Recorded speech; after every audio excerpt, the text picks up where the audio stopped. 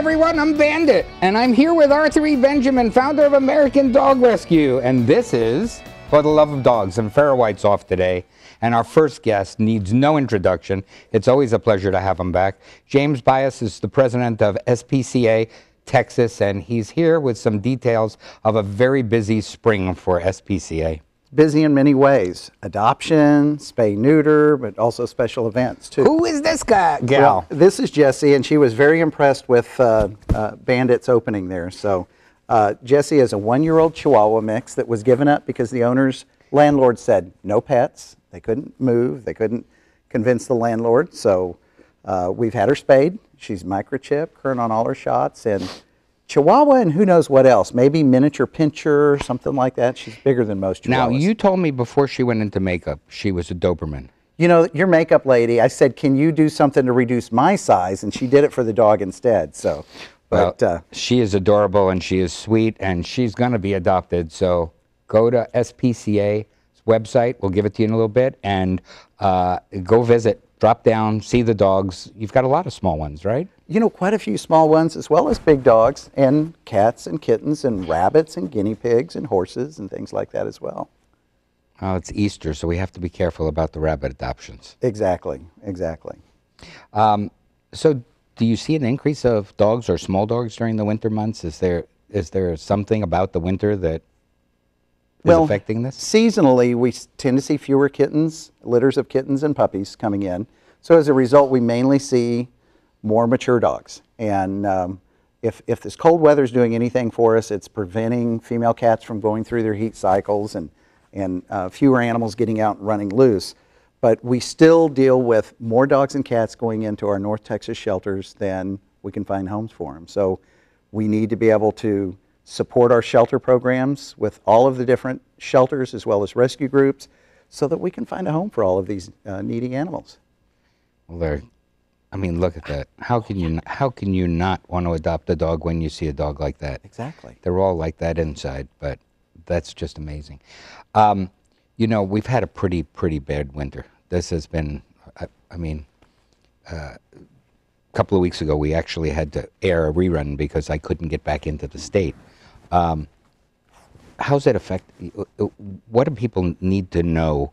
I mean, we're not going to have a lot of bad cold weather, but is there anything that you could share, just a couple of tidbits?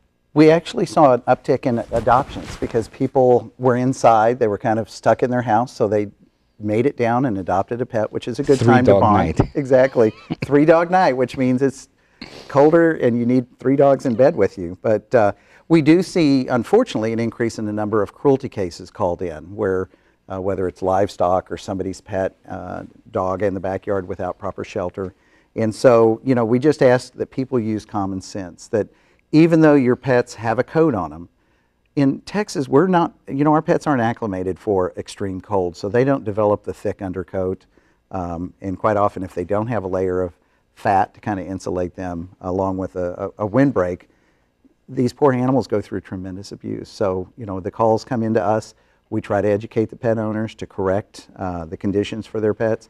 In some cases, we actually have to go through the court process to remove them, and in some cases, criminal charges are filed. Well, one of the things I learned with Bandit, because he's got a single hair coat as opposed to a double hair coat, is that I have to dry him when he comes in, and I have to dry his feet, especially coming in from the cold, because it's just a shock to him. He gets very cold very quickly. I took him skiing with me one day, believe it or not. Was he on the skis? No, but he did ride on the snowmobile. Oh, that's good. But he didn't last 20 minutes before he was shaking to the point that I felt like I was abusive, you know, and I turned around and took him right back. He enjoyed the thrill of the ride, but it was cold. Well, and we're not prepared in Texas to deal with what northerners know to do. If you're putting chemical down to kind of melt the ice, our pets are walking in that same chemical. They come in, they lick their feet. Even just the salt can be bad for them. So, you know, if they are going out and tromping around in the snow and they're getting into chemicals, make sure that you're wiping the feet off. If you're bathing your pet, make sure you use the blow dryer to totally dry them off. And just, again, kind of think what it would be like if you were an animal going out in this cold weather. I wouldn't want to be. No. So I know Strut Your Mutt's coming up. We do. We, as a nonprofit organization, we don't receive funding from national groups. It's from local donations. And one of our 3 major fundraising events that we do each year is our Strut Your Mutt event, which is going to be at Fair Park, Saturday, May 17th. We have over 1,000 people and their dogs that come out, and it's a 3K, 5K event. It's only $35, which includes the T-shirt and all the fun. Oh, I thought you meant 3K. It was 3,000. 3K. I think that has something to do with distance, you know. So, but 3K9, maybe that's what we ought to call it. Right. 5K9. It's a really fun event, and you're with like-minded people who have a strong appreciation for their pets and also want to support the SPCA of Texas program. So you can go to our website, spca.org, or we also have strutyourmutt.info directly to the registration And you have site. prizes at that event, right? You know, if you get to different levels of raising money and there's a team raising component, you can go all the way up to like an iPad mini and a Kindle Fire and some other really cool electronic toys. So what a fun way to engage your friends and coworkers and support the SPCA and the animals that we serve. That's wonderful. What else is coming up? Is there anything for the kids coming up besides Strut Your Mutt? I know there's summer camp. Well, summer camp, but we also have started taking a look at spring break. So the middle part of March, both for our McKinney Perry Animal Care Center up in McKinney and our Jan Reese Jones Animal Care Center in Dallas, we have kids between the ages of 8 through 11 that are in for a one-day camp where they learn about appreciation for animals, careers with animals. They get to meet our cruelty investigators because many of them want to be animal cops. They get to visit and witness some of the surgery that our veterinarians are doing on spay-neuter because many of these kids are thinking about becoming a veterinarian. So it's an opportunity for parents to engage their kids in a worthwhile activity during spring break. How do people get their kids involved? They can go to our website, spca.org, and go online to register. We're limited to only a couple dozen kids at each of the camps, so you need to register early. And then, of course, later on in the year in summertime, we'll also have those summer kid camps.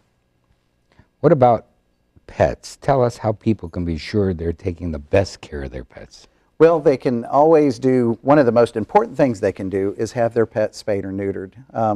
Our shelters in North Texas are inundated with way too many dogs and cats and puppies and kittens.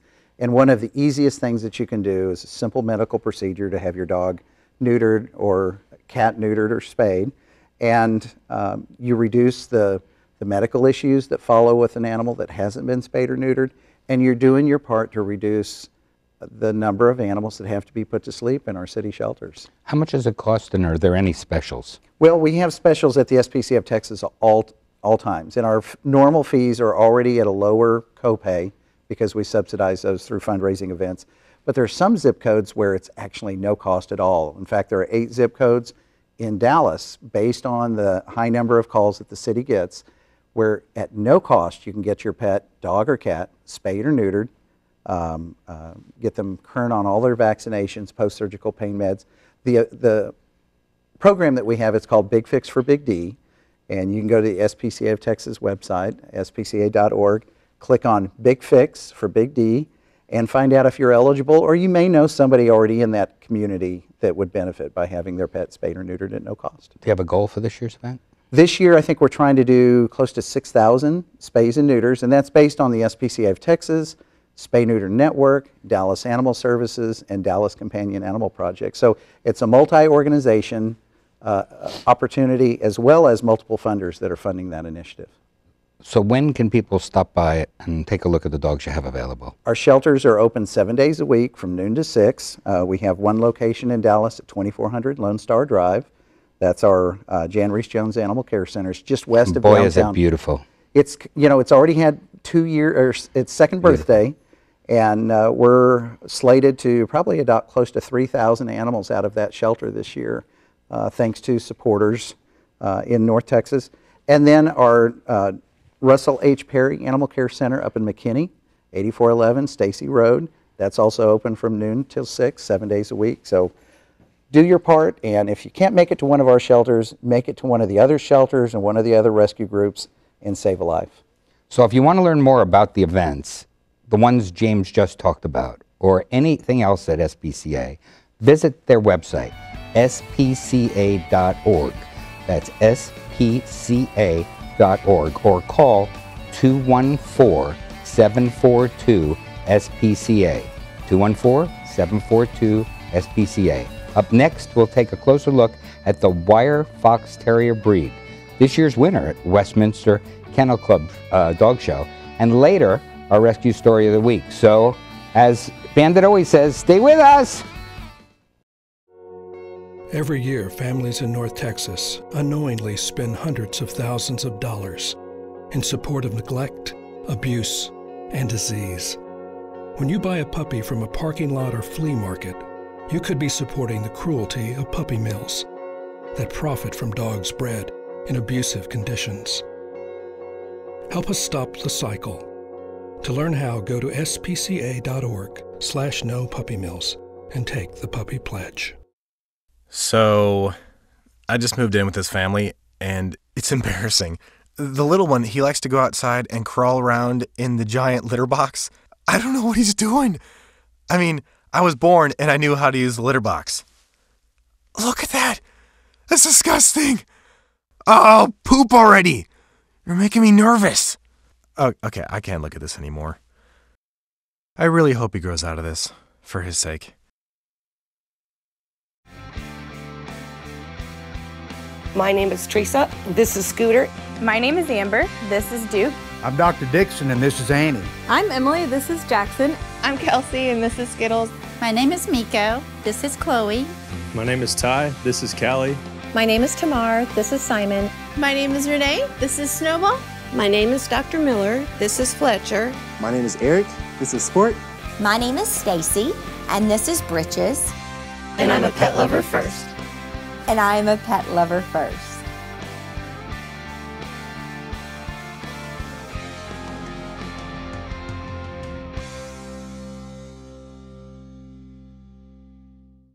Know what? What? Since I got adopted, I've learned a lot about these humans. I know. I mean, check out these two. It's Flirt City over here. Yeah, I noticed that. It looks like my human is definitely into your human. Oh, look! I think she's getting his number. Nice. Your human's got some sweet moves. Takes after his dog. Oh, look, they're doing that thing where they put their arms around each other. She kicked up a leg. It's like in the movies. That's awesome. Looks like we're going to be hanging out a little bit more.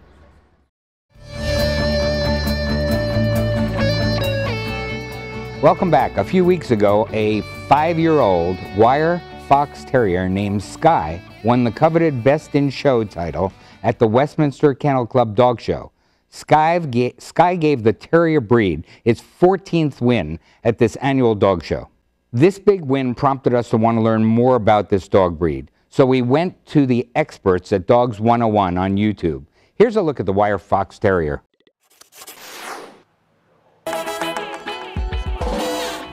The wired hair fox terrier is like a typical terrier. They're considered feisty, mischievous, and full of energy. What that really means is that when the doorbell rings or they hear a sound outside, they're bouncing off you, the furniture, and the walls like a Super Ball on caffeine.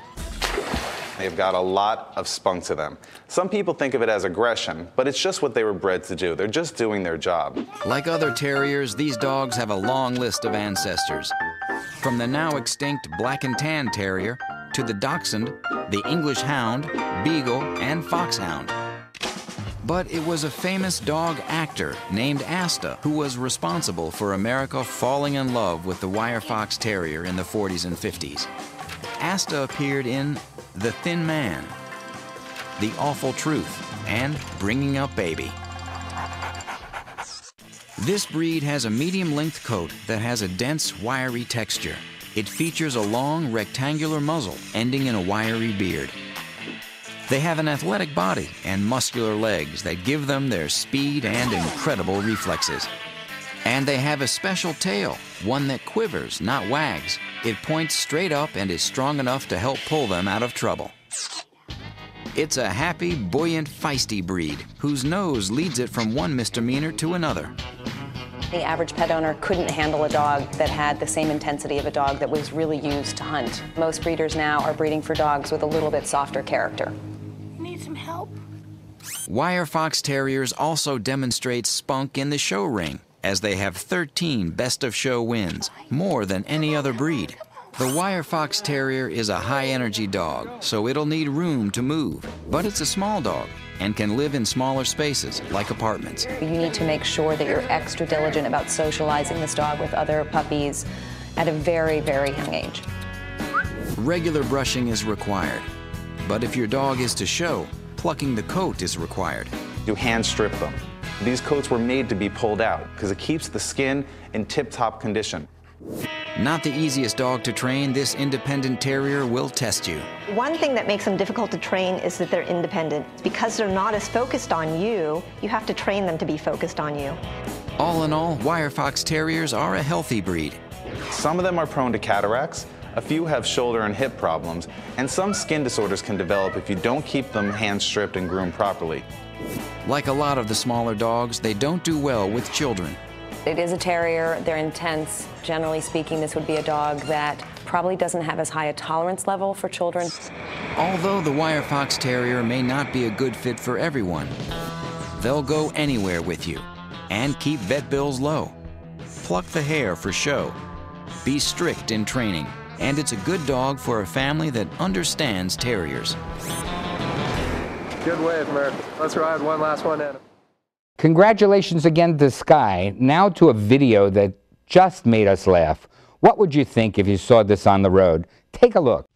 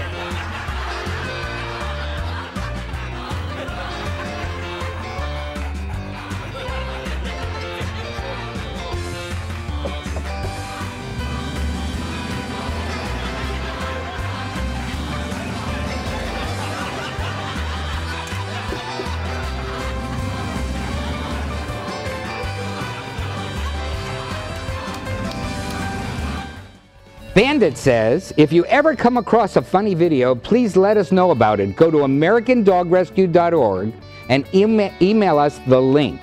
We're going to take a short break, but when we come back, this week's rescue story of the week. Hi, I'm Sheryl Crow, and I'm a musician and a mother, and this is Buttercup. She's also a mother, but not by choice. She's a survivor of a puppy mill. Buttercup spent her life in a dirty wooden hutch, forced to produce litter after litter. She never went to a veterinarian or a groomer. She never had a soft spot to rest or a kind touch. She existed this way in cruel isolation year after year. Puppy mills are mass production factories where mother dogs suffer their entire lives, producing nearly 100% of puppies sold in pet stores and on the internet. When these dogs are no longer able to produce, they are often destroyed. Buttercup's nightmare ended the day Animal Rescue Corps saved her life. She finally knows what it means to have a loving family, but for the millions of dogs suffering in the estimated 15,000 puppy mills across the United States, this nightmare continues. Animal Rescue Corps and I ask you to visit your local shelter or rescue when choosing your next animal companion. You will not only be saving a life, you will be helping put an end to this cruel industry. Please go to animalrescuecorps.org to learn more about ending puppy mills. Buttercup and I thank you.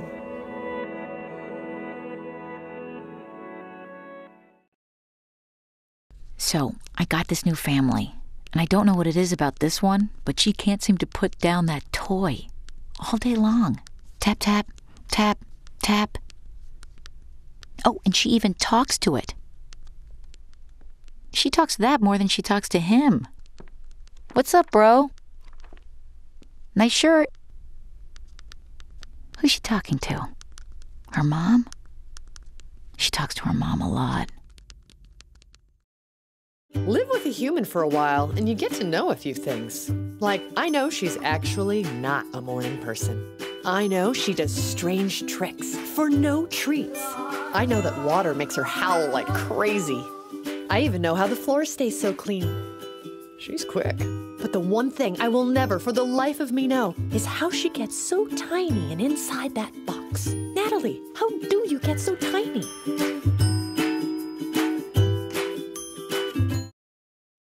So, I'm kind of new here, but I've noticed a trend. My human does this funny thing where she goes around and gets all my toys, and then she hides them in that basket by the door. You know, but it's always the same basket, and it's always in the same place. And then she acts so surprised when I find them, but, you know, she's putting them in the same basket. Again. It's like, hello, that's where you put it last time. You were the worst at hide and go seek.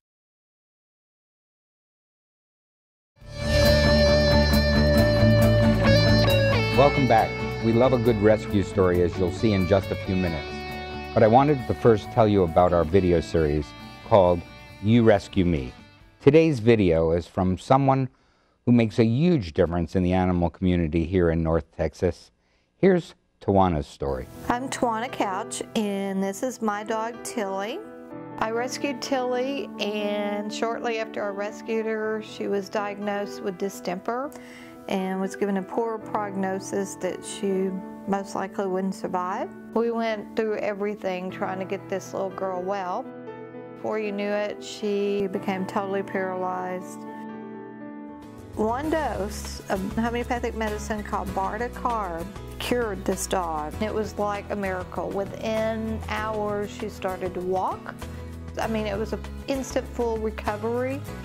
She's just a special dog that has touched my heart, and she's given me the courage to be able to just say, look, it doesn't matter what comes in your life, the odds that can be just up against you so bad that you just keep on trying, because I now believe there's an answer to everything in life.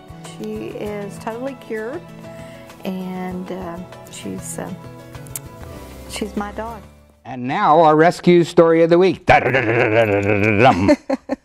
This one comes to us from SPCA of Texas. Tucker, hey Tucker, was first featured on a Dog of the Week show on local television news show, and today he's become the permanent resident in a wonderful home with Brian and Jackie. Jackie's here with us today. They're here, she's here to tell us Tucker's story. Yeah. Hey boy. Tucker got hit by a car in 2012, and his previous owner was a little old lady who couldn't afford the surgery and couldn't afford to take care of him anymore. So she brought him to the SPCA, where they found he had a shattered shoulder, broken ribs, fleas, heartworm, a dull coat, and everything. And they performed the surgery, and then we went in and... Did you first see him on TV? We didn't see him on TV. We didn't even know he was on TV that day, but we actually went in the same day he was on TV and got him, mainly because he looks like a puppy, and he's like a forever puppy. You know, he's a lab mixed with something small. That's what I always tell people, just a lab mixed with something small. That's all I know. Well, he's just absolutely in terrible shape today. You can see from this glare on his coat and from the way he's running around that he just has never recovered, right? Right, right. I always say he has two speeds, on or off. So he's off right now, but when he's on, he's just running. And you said you had him for how long? We've had him for 2 years. Yep. And what's he like today? Oh, he's great. I kind of say he's like the perfect dog, because we didn't want one that barks or chews on things or sheds or anything. And he doesn't shed, he doesn't bark. We always say we thought his barker got broken when he got hit by the car. And he comes to work with me once a week, and I work at a nursing home. So he became a therapy dog? Yeah, so yeah. Tell us a little bit about that. I have some patients who, like 2 of my guys recently lost a leg too, and they just can totally relate with Tucker, you know, and Tucker's running around the facility, and they're like, if he can do it, I can do it, you know. And I know right when we got him, I brought him to work, and this lady had bilateral hip replacements, and she was in so much pain. And that's when we had tornado sirens and stuff like that. So we all had to get everyone into the hallway, and Tucker was there. And I gave her a job, and I said, listen, you got to take care of Tucker because I have to go get other patients. And she just sat there and held him and focused on him instead of all the pain she was in. And she just kept saying, if Tucker can do it, I can do it. If Tucker can do it, I can do it. And he's just great. Like, everywhere we go, he is an attention seeker. And I say I can't leave him and my husband alone because they always have girls around them when I come back. Well, we're going to have to do another story on that. Oh, right. So Tucker's really changed your family's life. Oh, for sure. For sure. We have a cat at home, too, who doesn't appreciate the change, but... Does Tucker get along with the cat? They tolerate each other. So Tucker chases the cat around the house? Oh, no. Tucker knows better than to do that because the cat will punch him. But, no, the cat's... She's a little old, grumpy lady, so she tells him what to do. And he listens. So it's a perfect little You're a good listener, huh? You want to come say hi? Come here. Come on up here. Come say hi. Come say hi to everybody. Well, thanks so much for bringing Tucker, and thanks so much for being our story of the week. It's wonderful that you rescued him and he's rescued you at the same time. Definitely. So that's what You Rescue Me is all about. We really appreciate that Tucker has had a great life and that Bandit's had a great life. We invite people to contact the SPCA, go to their website, adopt dogs. They will change your life. Thanks to James Bias for being here from the SPCA and Jackie for being here today. And remember to keep up with us on For the Love of Dogs or American Dog Rescue. Our work is on our website, americandogrescue.org. You can also follow us on Facebook, Twitter, and YouTube. From all of us here at For the Love of Dogs, thanks for watching and see you next time.